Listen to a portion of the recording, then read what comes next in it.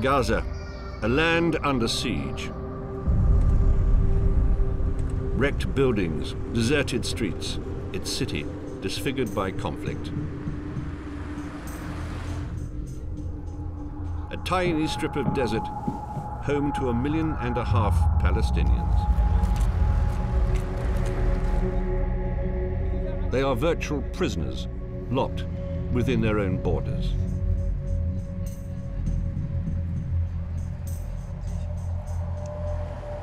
They are dependent on the Israelis for the basic essentials: food, water, medicine, fuel, power. The daily explosions, the gunfire, the missile attacks have long been routine in Gaza.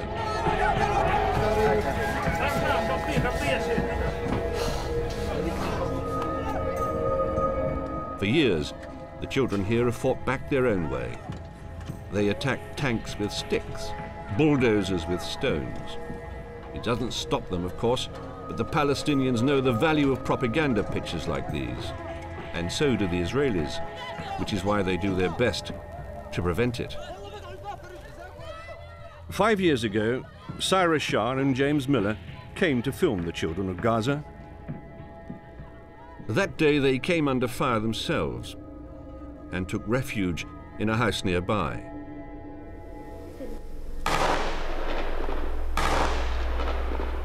That night, knowing they were surrounded by Israeli soldiers, Cyrus and James decided to leave, but cautiously. We went with the white flag. James was carrying a torch that he was shining on the white flag. We had TV written on our flak jackets and helmets. I had my hands up with my passport in my hand, and we went very slowly off the lighted veranda so that we could absolutely be seen moving towards the APC.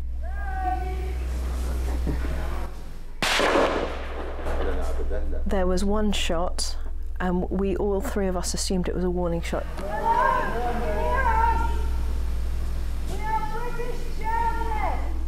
And 13 seconds later came another single shot, which shot James in the neck, killed him instantly. I don't know whether James was killed because he was a journalist or in spite of being a journalist. I know he was killed and he shouldn't have been killed. It was said that we were in crossfire, and there had been no crossfire. There was no firing at the time.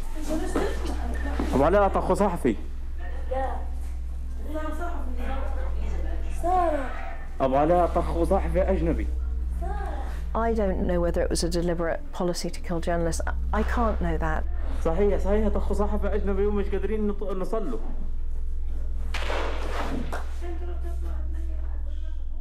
In today's world, the threats to journalists have changed a lot. I started out in the 80s in Afghanistan, and you could certainly be killed. I knew a lot of people who were killed doing the same thing as I was doing, and I think that journalists are being targeted around the world. Whether that happened to James or not, I cannot say, but I do know that you can see a pattern when you start looking at what's happening globally. July 2007, another Israeli incursion. Cameramen are caught out in the open and are deliberately fired at by Israeli snipers. As they scattered, Imad Ghanem was wounded, but the snipers just kept hitting him.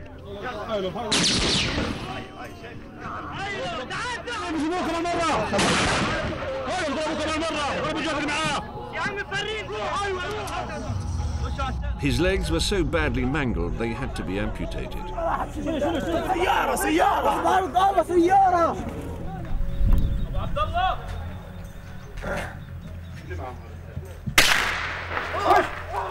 Clearly, these were cameramen. How could the Israelis have mistaken them for anyone else? But they will tell you these are accidents. One of the cameramen was badly wounded, rescued, and then helped to an ambulance. Was this just another accident, or yet another attempt to silence the men who take the pictures? In this area of the world, the messengers, get killed, get detained, get tortured, get kidnapped, and in the last, let's say, year and a half, It was the worst times ever for Palestinian journalists operating in Gaza, and even for visiting internationals who came to get the story out of this coastal territory. There are risks involved, but I have to be in the place, in the aftermath, or when it happens. I need to take the reader to the location. I need to take the reader to the site. I need to bring the reader some elements from the site and say, hey, this man was there. If every journalist hesitate and stop doing things because there are so many risks lying ahead, I don't think that the message will get to the world. For agency cameramen like Fadel Shana and Mahmoud El Agami, attacks like these are simply routine.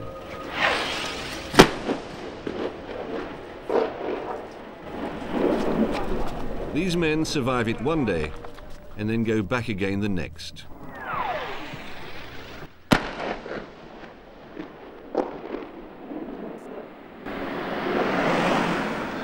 Both of them have become legends here. But 2 years ago, Fadel was on his way to film the aftermath of an explosion. His jeep then took a direct hit from a missile fired from an Israeli helicopter. The words TV and press were painted red on his vehicle, but they did not protect him. He was critically wounded, but miraculously he survived. عندما وصلت إلى المنطقة الشرقية بدأت بالحديث مع الناس. When I arrived, I started to ask the eyewitnesses about the explosion and where exactly it took place. I was told that the blast happened just a few meters away. I was driving forward when I heard a sound that I heard for the first time in my life. I can't describe it. Something hit the roof of the Jeep and caused a huge explosion. Immediately after the shock, I felt my body burning. My hair and face burned. I was accompanied by Sabah Milam, a cameraman colleague who worked for the media group. He was seriously injured. Thankfully, I managed to survive, but I needed several months to recover, as I was badly injured in my body and my eyes. They hit us despite the very big press and TV stickers on the Jeep, in both Arabic and English. Ever since I wondered why they hit us. The signs could be clearly seen, and the helicopter pilot must have seen them. I don't know why they needed to target the press, but what I'm sure of is that the pilot could clearly see those stickers. I don't know whether the hit was intentional or not, but the Israeli army claimed that I was acting suspiciously. Maybe they had the intention in advance, and maybe not. My family asked me not to go on dangerous assignments, but this job, journalism, runs in my blood. I like to take risks, but when I do feel there is a grave danger, I avoid such missions. During the incursions when I'm working, I can tell who my enemy is. I'm not afraid of the Israelis, or at least of what they might do. I know they might kill me or shell me, but I have no fear of instant death.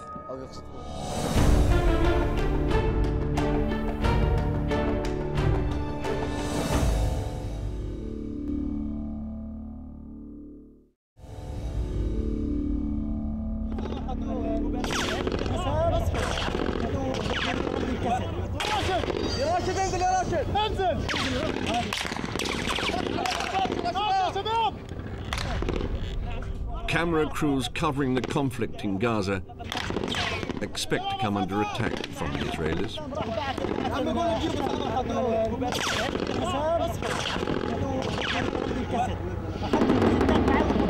Sometimes from the air, or often from Israeli snipers, who are accurate, unseen, and unstoppable.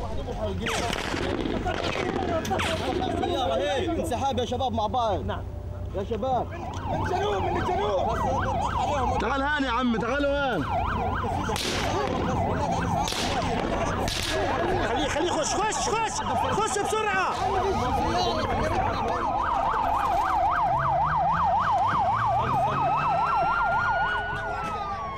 Last March, Fadel's colleague Mahmoud found himself once again in the middle of a street battle. Mahmoud and others ran for cover.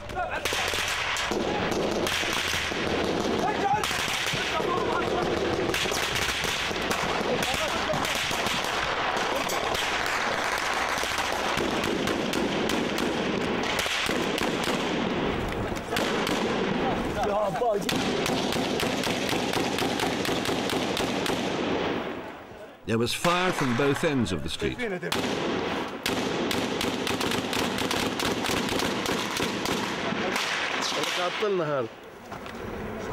Mahmoud left his camera and tripod behind. Then, despite the bullets, and there were plenty, he went back to collect them.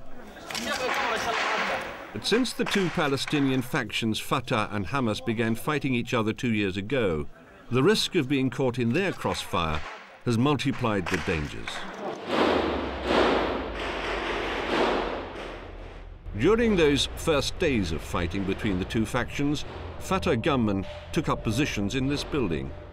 I seem to remember a time when the geography of conflict was better defined. You'd have a front line and you'd say, that's as far as I'm going to go. On this side of it, I feel safe. But how different it is when the side you're on begins fighting itself, as happened here in Gaza, when the two main Palestinian groups were battling with each other. On that day, in this building, Hamas gunmen were down there firing up, the Fatah gunmen were up there firing down. And here, on this stairwell, journalists were trapped.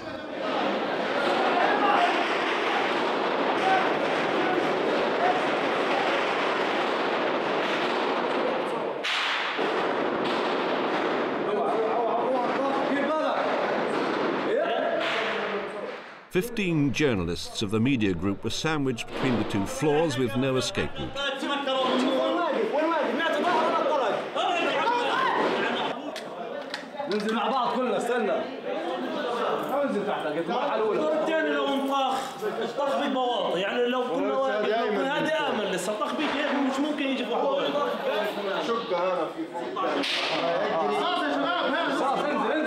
هذه حالة مزعجة مؤسفة مرعبة مخزية.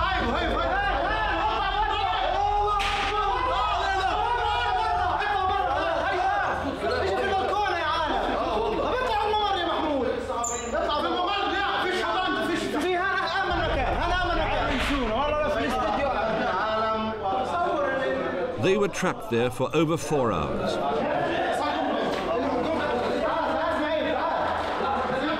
And when the firing stopped, it was Mahmoud who led them out.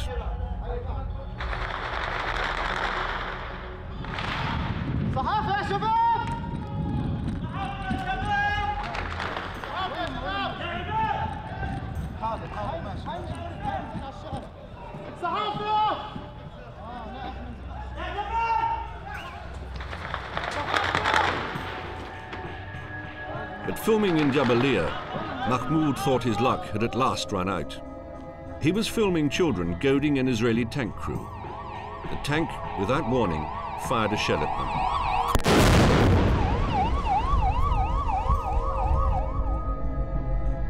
In this slow-motion repeat, the shell narrowly misses the children.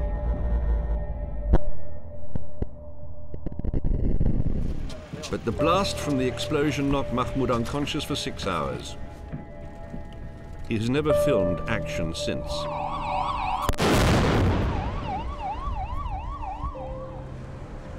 Amira Ahmed is the journalist who acted as go-between in the release of the kidnapped BBC correspondent Alan Johnson last year. The situation is now very serious.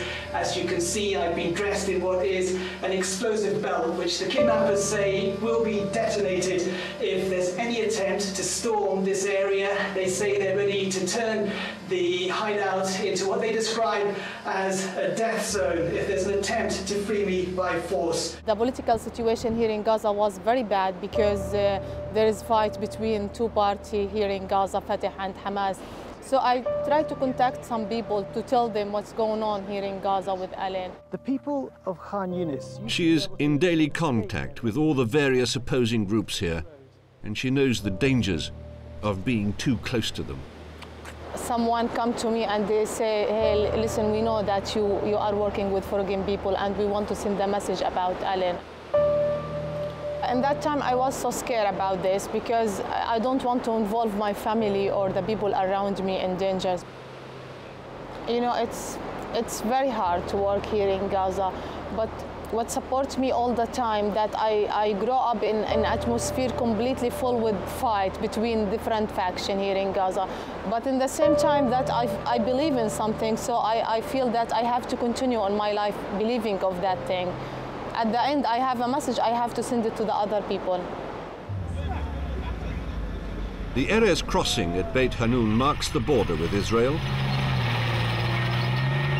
For half a mile into Gaza, all buildings, homes, offices and factories have been demolished. This is no man's land. We wanted to film here, but first we thought it wise to check with the Israeli military who were watching us. There was no mistaking their answer. Leave now, or you will be shelled. A few minutes later, they hit another target. 3 students who had detoured through no man's land on their way home. One of them was Amira's young cousin, Mohammed. Reuters cameraman Fidel passed us, already on his way to the hospital. But it was too late by the time we got there. Mohammed and his 2 friends were already in the morgue.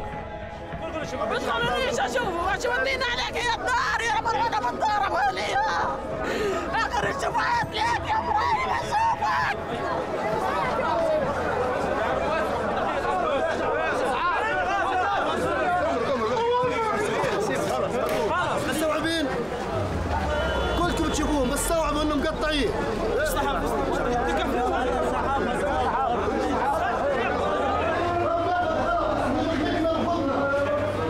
Such deaths are commonplace in Gaza, and cameramen like Fidel record every one of them, and the mass mourning that follows.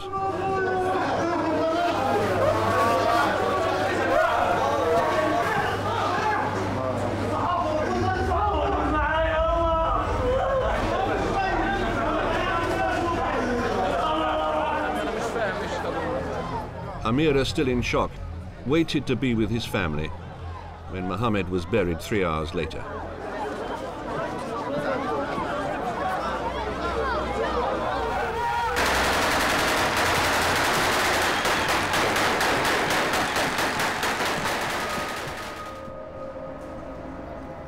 Two months on, and Fidel's day began with a routine assignment in eastern Gaza. There were reports that some villagers had been injured in an Israeli attack. On his way back, Fidel stopped his jeep to get some more shots of the area. He was spotted by Israelis on the hill, and without warning, they shelled him.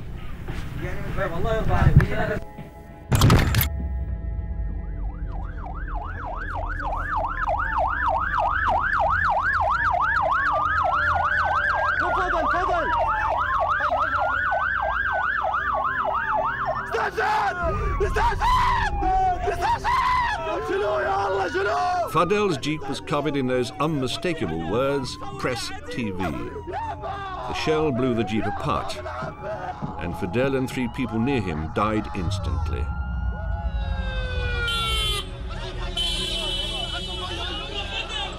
Was it just another accident? Or was it yet another lethal warning from the Israelis? You film at your peril.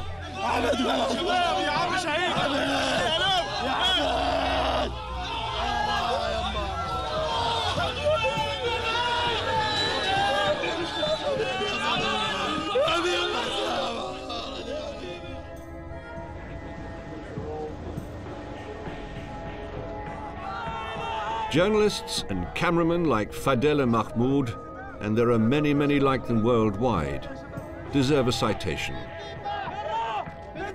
Perhaps it would read, for courage beyond the call of duty.